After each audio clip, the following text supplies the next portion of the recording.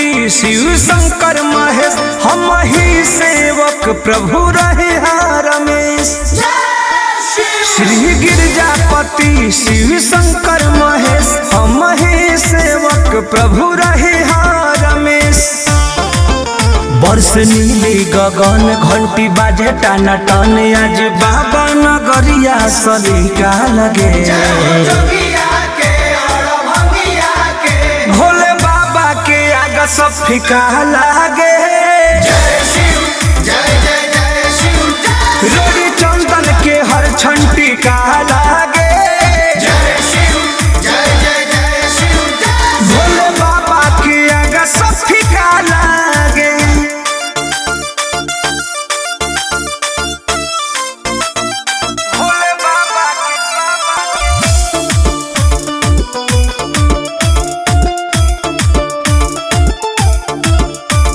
स्वर्गी बनल बाबा धाम, सभे बाए के रंग में, मेरे भोले जी का नाम भक्त लेते के संग में। हे इष्ट है शिव त्रिपुरारी हो, बड़ी महिमा है जग में भारी हो।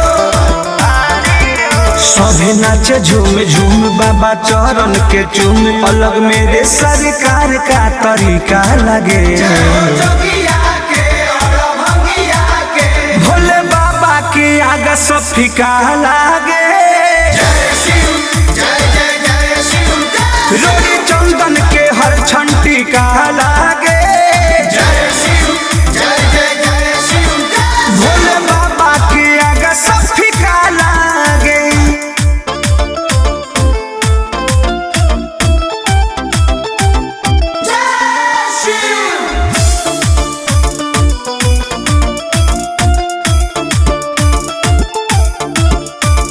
जय जय हो जटाधारी, छोड़े आए कैलाशी हो।